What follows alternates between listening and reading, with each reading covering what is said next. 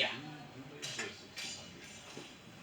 So that was printed by Michael Menger, but it's thought that maybe his widow's brother was involved.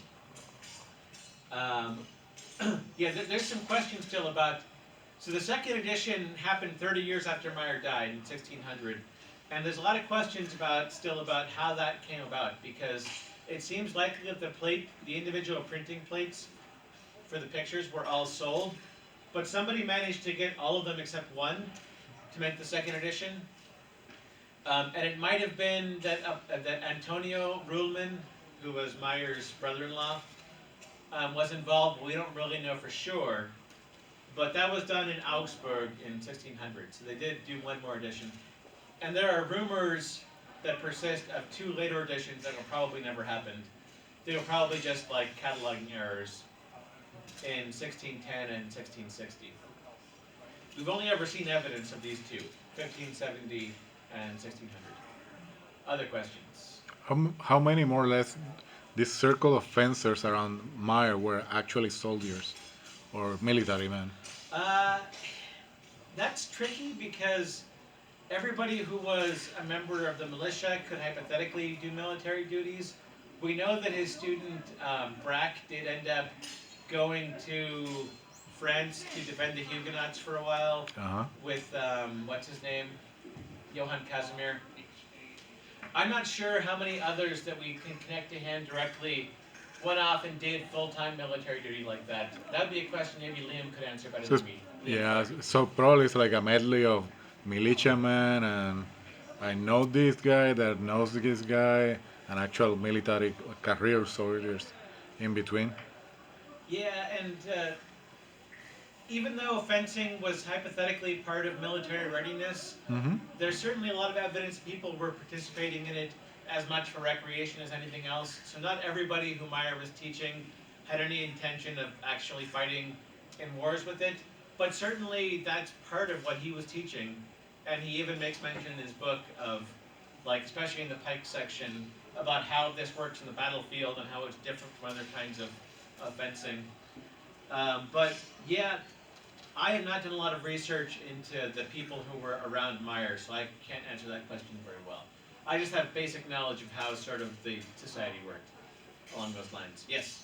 I know you said that we don't have a copy of Meyer's book that's been annotated by students, but do we know, for example, if one of Meyer's students ever had access to his book? I guess. I mean, we can't say that confidently.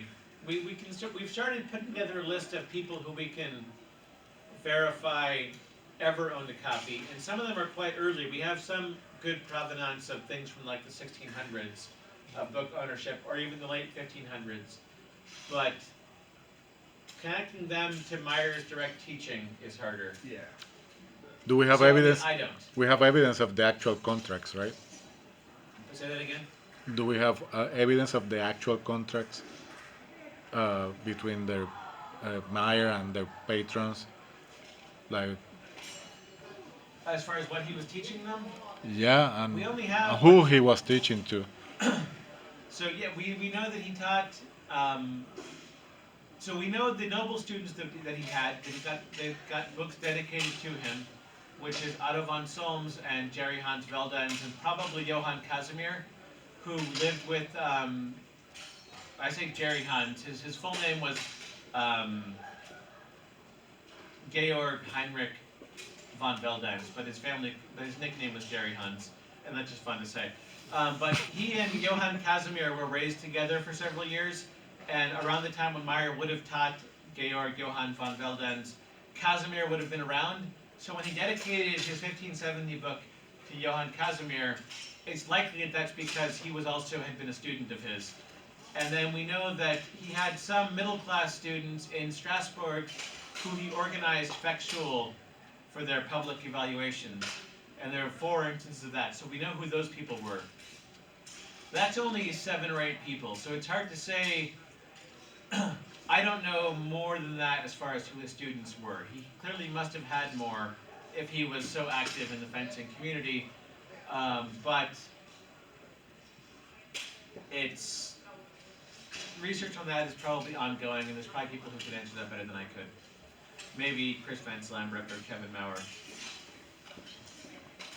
Was he ever involved on like litigation due to like a situation on the guild due to actual fencing? Like, hey, No, this guy hit this other guy, but we have to figure out if he did it. not that I know of. I Okay, haven't heard any that stories would be like that. nice. Something like that show up. But yeah, I know that one of Liam's frustrations is that we can document basically everybody attached to Meyer much better than we can with him. He seemed to have mostly kept his nose clean and didn't get into trouble very much. So even Meyer's family members were getting into trouble way more than he was. So Meyer doesn't get mentioned in records very much because he was just not getting entangled with the law. We know that he was fairly well regarded in the guild, and he actually had become a guild official before he died. He was the treasurer for the Cutlers Guild or something like that in the late 1560s. And he had to get special permission to leave the city for a year to go work with the Duke of Mecklenburg and not be found guilty of shirking his guild responsibilities. So he went through all of that, and he was certainly well connected, but he was not one of those troublemakers who was getting into rows with the law or getting fired from jobs, or there was something with Like Mayor. there was something with Weigand Brack where he got in trouble for illegal demolition of something. Like other people in this same circle were much more problematic than Meyer. All right, I think we'll call it at that point. Thank you all for coming. I hope this was a good presentation. And if you have more questions, feel free to come to my booth. I'll be there all weekend. Thank you. Oh, weekend.